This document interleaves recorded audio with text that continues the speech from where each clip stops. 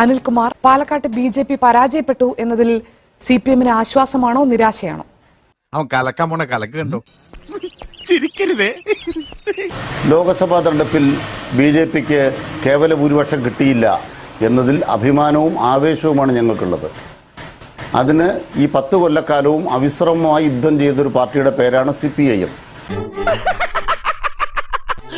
ഈശ്വര, ഇവിടെ ആരില്ലല്ലോ ഇതൊന്ന് പറഞ്ഞു ചിരിക്കാനായിട്ട്.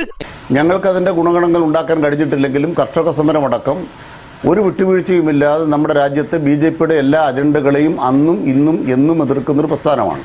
ആണോ? ഭയങ്കര. അനിൽകുമാർ, ഞാൻ പാലക്കാട് തെരഞ്ഞെടുപ്പിനെ കുറിച്ചാണ് ചോദിച്ചത്. പാലക്കാട് തെരഞ്ഞെടുപ്പിൽ BJP പരാജയപ്പെട്ടു. കേരളത്തിലെ നിയമസഭയിലേക്ക് വീണ്ടും BJP-ക്ക് ഒരു എൻട്രി ഉണ്ടായില്ല എന്നതിൽ CPM-ന് ആശ്വാസമാണോ നിരാശയാണോ എന്നാണ് ചോദ്യം. ഉത്തരം പറ. പാലക്കാട്ട് മാത്രം എന്താ വിശേഷപ്പെട്ടുണ്ടായത്? എന്താ ഈ ചേലക്കരയ്ക്ക് ഒരു ചേലില്ലാത്തത്? ചേലക്കര പിടിച്ചെടുക്കും, പിണറായി സർക്കാരിനെ ഇപ്പൊ പൂട്ടും. അനിൽകുമാർ, ഇത്തവണ പാലക്കാട് BJP വിജയിച്ചില്ല എന്നതിൽ CPM-ന് ആശ്വാസമാണോ നിരാശയാണോ എന്നാണ് ചോദ്യം. അല്ല, ഇന്നത്തെ ചർച്ച ഞാൻ കേട്ടത് ജനവിധിയെ സംബന്ധിച്ചല്ലേ? അതിൽ പാലക്കാട് എന്നാണ് പറഞ്ഞത്. എനിക്ക് അയച്ചു തന്ന ഞാൻ നിങ്ങളുടെ ഈ കാർഡ് ഞാൻ നോക്കാം.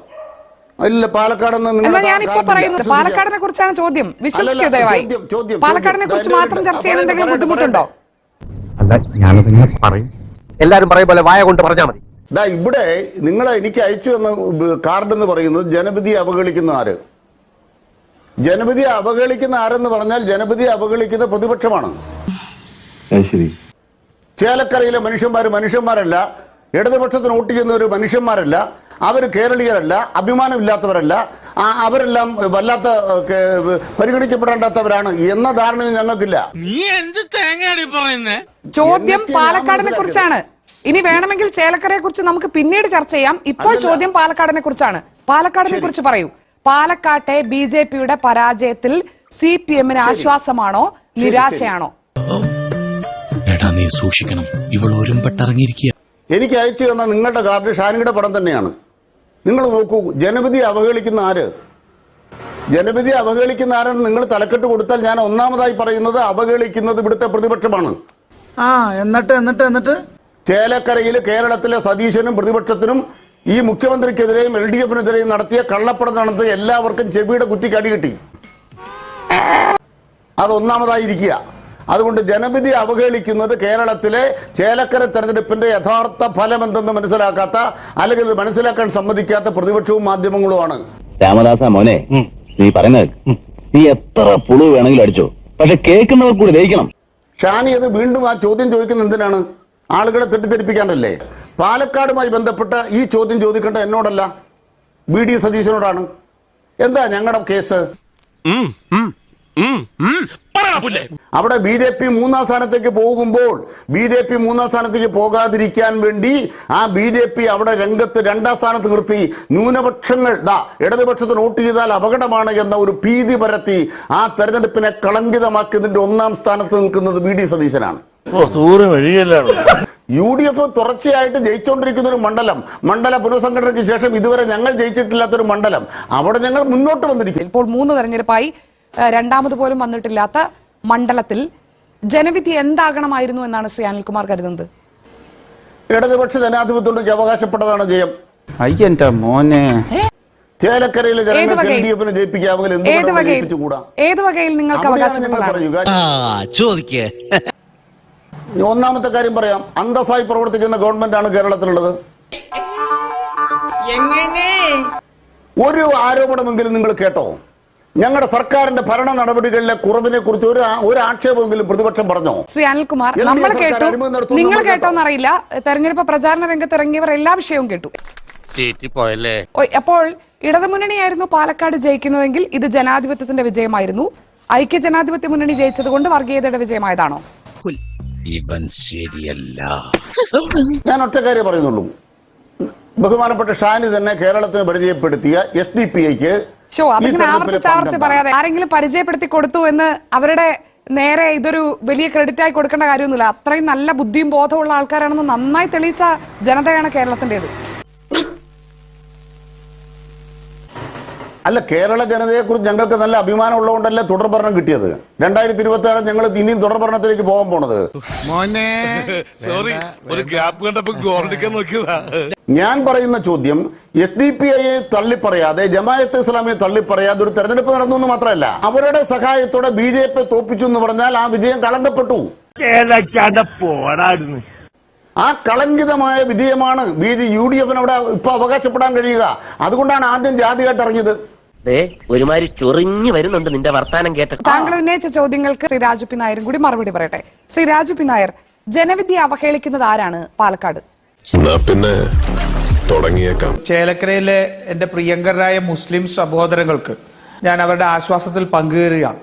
കാരണം കേവലം 12,000 ചില്ലുവാനും വോട്ടുകൾക്കാണ് അവര് SDPയും ജമാഅത്തെ ഇസ്ലാമിയും സുഡാപ്പികളും ആവാതെ പോയത്. അപ്പൊ അവർക്കൊരു ആശ്വാസം കാണും. അപ്പൊ അതുകൊണ്ട് ഞാനത്, കാരണം കോൺഗ്രസ് ജയിച്ചിരുന്നെങ്കിൽ അവരൊക്കെ സുഡാപ്പികളായി മാറിയേനെ. അതിൽ നിന്ന് CPMൽ നിന്ന് രക്ഷപ്പെട്ടതിന് ഞാൻ അവരുടെ ആശ്വാസത്തിൽ പങ്കുചേരുകയാണ്. PDPയുടെ അബ്ദുൾ നാസർ മദനിയും കൂട്ടി 2009 തെരഞ്ഞെടുപ്പ് നടത്തിയത് പിണറായി വിജയൻ.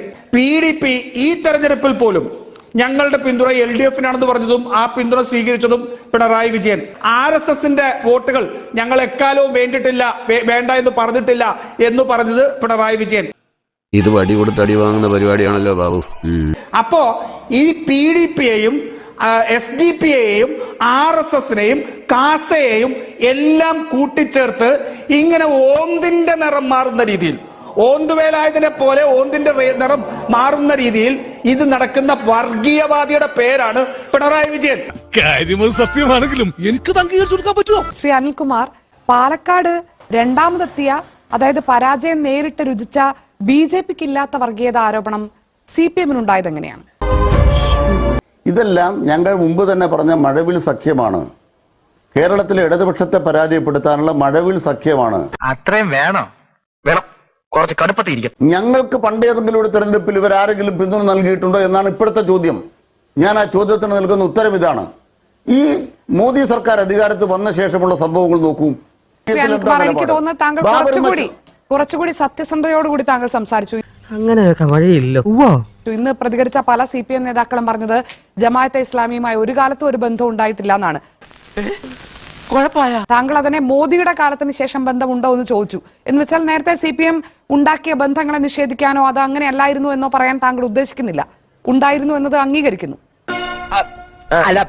അത് പിന്നെ ഏതൊക്കെ കാലത്ത് ജമാഅത്തെ ഇസ്ലാമിയുടെ പിന്തുണ CPM സ്വീകരിച്ചിട്ടുണ്ട്? സത്യസന്ധമായി പറഞ്ഞാൽ ഏത് കാലം വരെ സ്വീകരിച്ചിട്ടുണ്ട്?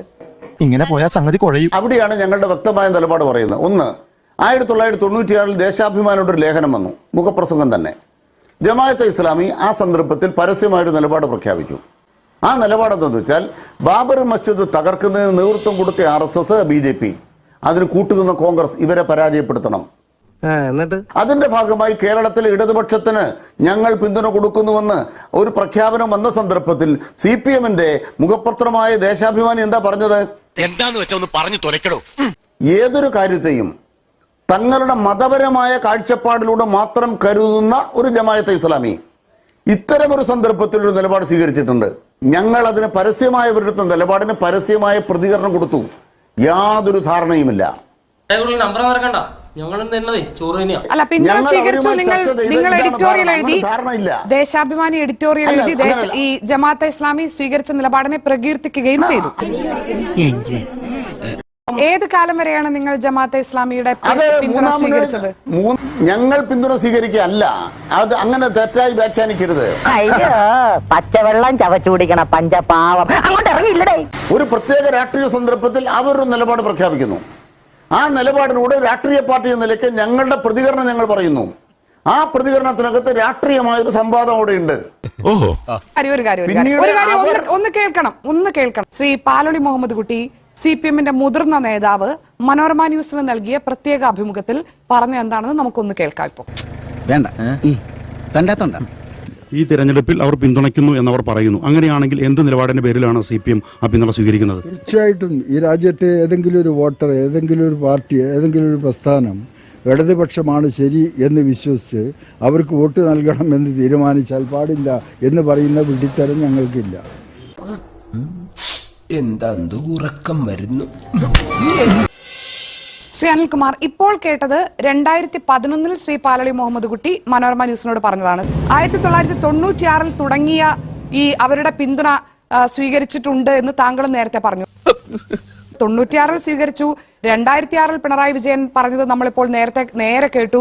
പാലളി മുഹമ്മദ് കുട്ടി പറഞ്ഞത് 2011 ഈ വർഷങ്ങളിലൊക്കെ ജമാഅത്തെ ഇസ്ലാമി CPM-നാണ് പിന്തുണ പ്രഖ്യാപിച്ചത്. അത് വേണ്ടെന്ന് പറയാൻ വിഡ്ഢികളല്ല നിങ്ങളെന്ന് ശ്രീ പാലളി മുഹമ്മദ് കുട്ടി പറഞ്ഞത് നമ്മളിപ്പോൾ കേൾക്കുകയും ചെയ്തു. അപ്പോൾ ഞാൻ ചോദിക്കുന്നത്, പിന്നെ പെട്ടെന്ന് ജമാഅത്തെ ഇസ്ലാമിക്ക് എന്ത് സംഭവിച്ചു? ജമാഅത്തെ ഇസ്ലാമി എപ്പോൾ മുതലാണ് CPM-ന് വർഗീയ സംഘടനയായി മാറിയത്? എണീറ്റ് വരണ്ടേയിരുന്നു. അല്ല, സഖാവ് പാലൊളി പറയുന്ന പോയിന്റ് ഏത് ഘട്ടമാണ്? 2011. സാർവദേശീയ രാഷ്ട്രീയത്തിനകത്ത് ഏത് പോയിന്റ് ആണെങ്കിലും 2011 നിങ്ങൾക്കാണ് പിന്തുണ പ്രഖ്യാപിച്ചത്. ജമാഅത്തെ ഇസ്ലാമിയുടെ വോട്ട് വേണ്ട എന്ന് പറയാൻ മാത്രം വിഡ്ഢികളല്ല ഞങ്ങൾ എന്ന് ശ്രീ പാലളി മുഹമ്മദ് കുട്ടി പറയുന്നതാണ് നമ്മളിപ്പോൾ കേട്ടത്. 2011 2006 പിണറായി വിജയൻ പറഞ്ഞതാണ് നേരത്തെ ശ്രീ രാജു പി നായർ കേൾപ്പിച്ചത്.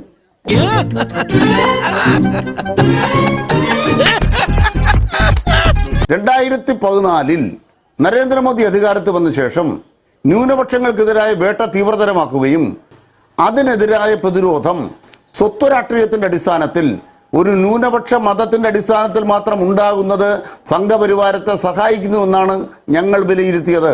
ഇയാളുടെയൊക്കെ കോൺഫിഡൻസ് സമ്മതിക്കണം. എന്തൊക്കെ മണ്ടത്തരങ്ങളെ വിളിച്ച് പറയുന്നത്. BJP അത് വെച്ച് മുതലെടുക്കും എന്ന് കണ്ടതുകൊണ്ടാണ് ജമാഅത്തെ ഇസ്ലാമിയുടെ പിന്തുണ ഇനി വേണ്ട, അല്ല പിന്തുണ വേണ്ടെന്ന് CPM തീരുമാനിച്ചാണോ ജമാഅത്തെ ഇസ്ലാമി തീരുമാനിച്ചാണോ പിന്തുണയ്ക്കേണ്ടെന്ന്? അതിപ്പോ പ്രത്യേകം പറയാനുണ്ടോ?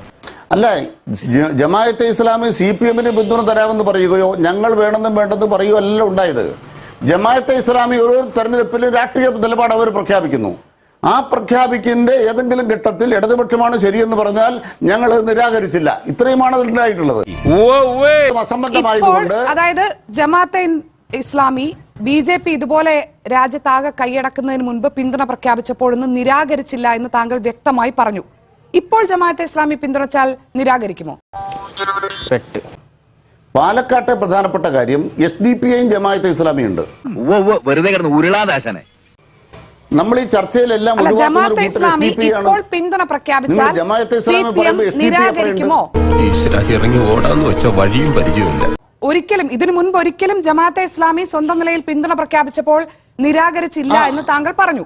എന്ന് വെച്ചാൽ തീരുമാനമെടുക്കുന്നത് ജമാഅത്തെ ഇസ്ലാമിയാണ് എന്നതിൽ നിന്ന് സ്പഷ്ടമാണ്. ഇപ്പോൾ ജമാഅത്തെ ഇസ്ലാമി നിങ്ങൾക്ക് പിന്തുണ പ്രഖ്യാപിച്ചാൽ നിങ്ങൾ അത് നിരാകരിക്കുമോ? നീ അറിഞ്ഞ ഞാൻ പെട്ടു. അങ്ങനല്ല, ഞാൻ ആദ്യം തന്നെ പറഞ്ഞത് ജമാഅത്തെ ഇസ്ലാമിയുടെ പിന്തുണ CPM സ്വീകരിക്കുക എന്ന നിലയല്ല സംഭവിച്ചത്. എന്താ കുമാർ, നിങ്ങൾ വാദിച്ച് തോൽക്കരുത്. ഇനി ഇവിടെ നിന്ന് അഴിവണ്ടാവാ, നമുക്ക് അങ്ങോട്ട് മാറിയിക്കാം. തൽക്കാലം ഇത്രയും മതി. വരട്ടെ.